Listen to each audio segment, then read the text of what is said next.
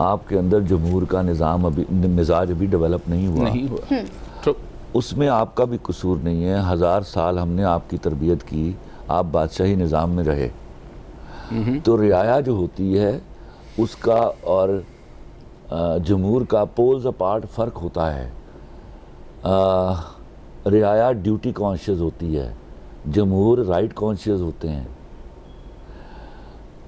रियाया के मिजाज के लोगों के ऊपर कुछ भी नाजिल कर दिया जाए, दे एक्सेप्ट।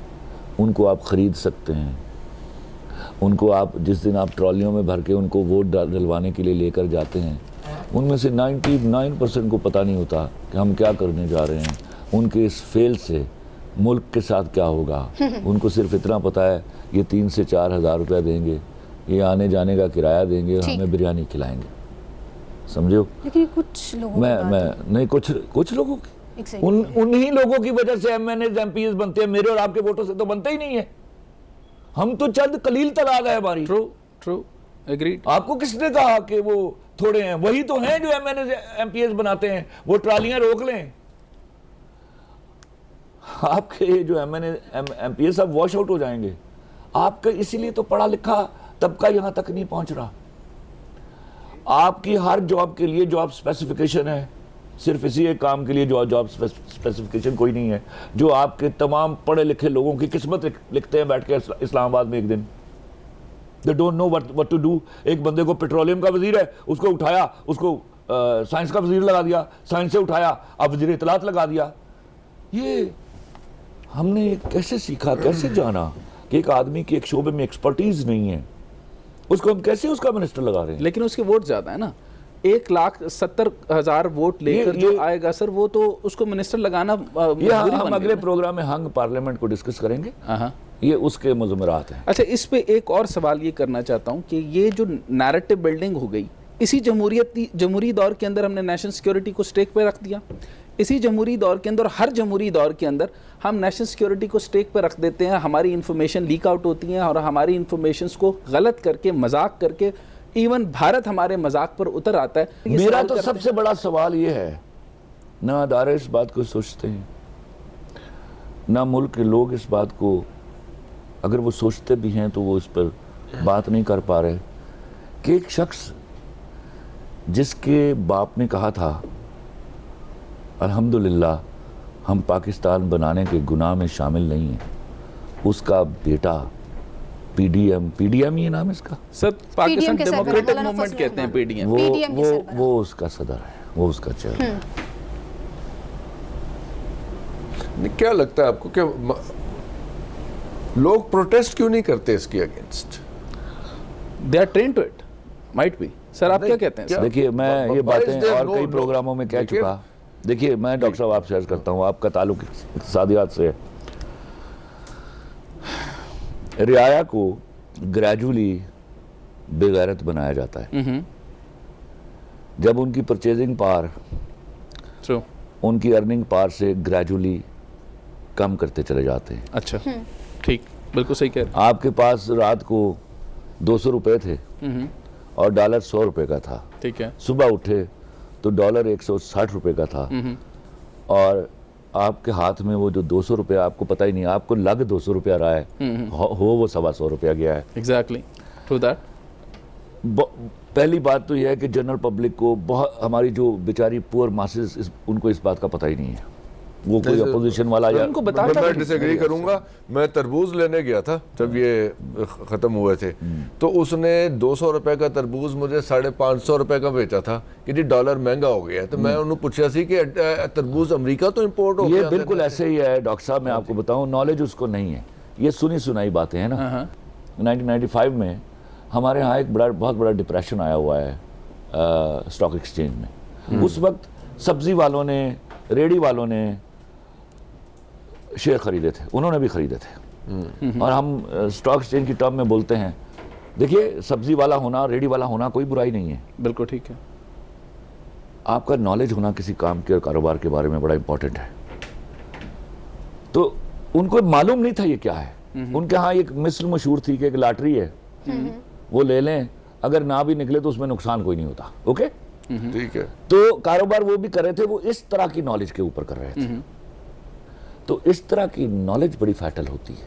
यहाँ पे आपकी इजाज़त से एक सवाल और करना चाहता हूँ कि पिछले ही साल के अंदर मैंने स्टार्ट देखा जिसके अंदर 200 पॉलिटिकल पार्टीज़ रजिस्टर्ड हुई। अभी मैंने देखा कि 400 पॉलिटिकल पार्टीज़ हो गई। इसका मतलब है ये एक ऐसा बाजार, एक ऐसी ट्रेडिंग हो गई है। देखिए, मैं आपको डिफाइन कर देता हूँ पाकिस्तान की पॉलिटिक्स। जी, अगर आपको मैं अगर बिजनेस पे भी किताब लिखूं तो सबसे पहले मैं लिखूंगा पॉलिटिक्स इन पाकिस्तान। ठीक है।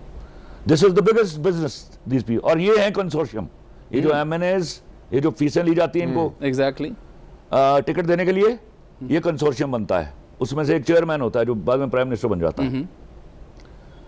ये this is the biggest business in Pakistan. True that. अगर आप, अल्लाह मुझे माफ कर दे, आपको वो अमेरिकन सेनेटर के लफ्ज याद नहीं? उसने कहा पाकिस्तान की कुल पूरा पाकिस्तान 1 अरब 10 करोड़ रुपए पे अवेलेबल है, एट सेल है। जब 1 करोड़ लेता था एक एमएनए। जी जी, यू रिमेंबर? चलिए थोड़े ऊपर हो गए होंगे पैसे, अब बढ़ गए होंगे। अब 110 अरब तो यहाँ 10 लोगों के पास। चले एक पॉइंट ब्लैंक क्वेश्चन पे आते हैं। नहीं, ये सेनेट इलेक्शन भी आ रहे हैं। अच्छा, मैं सेनेट इलेक्शन के ऊपर बात करना सर, एक पॉइंट ब्लैंक क्वेश्चन ले लीजिए। अच्छा, एक सीट जीतने के लिए 10 से 12 करोड़ आप रेट बन गया है। अच्छा, सेनेटर जो हैं वो जो 5 करोड़ 10 करोड़ 15 करोड़ पे जाते थे, अभी कोई इतलात के मुताबिक जो सबसे कम है यानी नून जो है वो भी 25 करोड़ पे बिक रही है। लेकिन अब उसके खिलाफ कार्रवाई भी तो हो रही है ना, अब उसको खत्म करने का सिलसिला। इसमें सवाल मेरा खत्म करने का सिलसिला हो रहा है। ये अभी जो स्टार्ट किसी जमहूरियत में हो सकता है मुमकिन सर, कोई भी जमहूरियत हो सर, कितना भी सिंसियर। सबसे बड़ा फॉल्ट क्या है? करप्शन। सबसे बड़ा जो डिमेरिट है जमहूरियत का।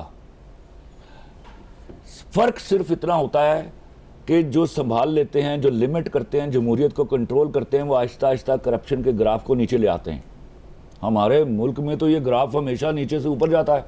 सो ये चेहरे कैसे नहीं जाएगा जब कब्जा ग्रुप ही आपके सारे, क्या ये वो चेहरे सारे वही नहीं है जो पहले? इस पर हम बात करते हैं, इस पर बात करते हैं। खलील साहब, अगर हम माजी में भी देखें, डॉक्टर साहब मैं आपकी तरफ आती हूँ। खलील साहब, अगर हम माजी से लेकर अब तक की हुकूमतों को देखें, अयूब खान का दौर आया, उसके बाद जुल्फिकार अली भुट्टो आया, फिर उसके बाद नवाज शरीफ, फिर बेनज़ीर भुट्टो, फिर उसके बाद तहरीक इंसाफ, ये सारे इक़्तिदार में आ चुके हैं। आपको क्या लगता है किसका फोकस जमहूरियत पर रहा है अभी तक? मैं समझता हूँ अभी जमहूरियत को ज़ाती मफादात के लिए इस्तेमाल किया जा रहा है। अभी जमहूरियत अगर इसकी कोई के मेरिट्स थे कोई, तो इन लेटर एंड स्पिरिट इस मुल्क में कभी लागू ही नहीं हुई। मैं मईशत से थोड़ा सा हट कर बात करता हूँ और रहूँगा मईशत पर ही।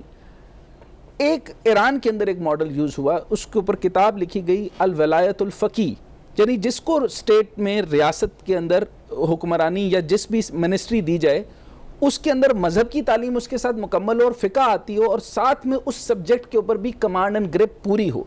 जब तक उस सब्जेक्ट का वो मिनिस्टर होगा नहीं, फॉर एग्जांपल पेट्रोलियम है तो उसके ऊपर पेट्रोलियम की एजुकेशन होगी प्लस फ़िक़ा भी उसको आती होगी। अच्छा, थियोलॉजी इसको कहते हैं, डेमोक्रेसी से हट कर। यहाँ पर उस चीज़ का एहतमाम किया गया ईरान के ऊपर, और ईरान जो है वो सैंक्शंस के बावजूद अपना पेच, अपना कील, अपनी हर चीज़ वो खुद बना रहा है। सर सवाल ये है कि उनको ये समझ आ गई कि थियोक्रेसी की बेस के ऊपर हमने अल वलायतुल फ़क़ी उसको होली बुक के तरीके से उन्होंने उसको यूज़ किया और आज वो इतने फ़ायदे में है और वो बेहतरीन कौम की सूरत में हमारे सामने। सवाल मेरा आपसे है इस वक्त, जो जिसके लिए मैं I was waiting I should be putting this question to you two people now answer to me। यहाँ इस मुल्क में जहाँ निज़ाम मुस्तफ़ा की बातें होती हैं और चलती रही हैं, जहाँ बेशुमार नमाजी और हाजी हैं, जहाँ इतनी मसाजिद बनाई जाती हैं रग़बत मज़हब की तरफ जाने के लिए, वहाँ 74 सालों में जमहूरियत को क्यों अपना बाप समझ लिया गया कि यही एक निज़ाम है जो हमारी निशात सानिया है। यहाँ पर जमहूरियत के ऊपर तमाम मजहबी जमातें भी मुत्तफ़िक़ हैं, तमाम सेकुलर जमातें भी मुत्तफ़िक़ हैं, बाएं बाजू की सारी जमातें भी मुत्तफ़िक़ हैं। सवाल ये है कि इस करप्ट माशरे के अंदर कौन सा निज़ाम पनप सकता है? डॉक्टर साहब, इसके बावजूद कि हम जानते हैं कि माशरे का बहुत सारा हिस्सा करप्ट है, हम इनको एज सच अनडन तो नहीं छोड़ सकते ना।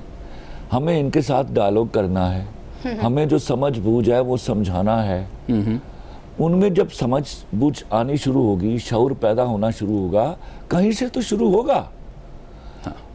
आप ये सोचकर शुरू हो जाइए समझाना कि 74 साल ज़ाया हो गए, वो ज़ाया हो चुके हैं।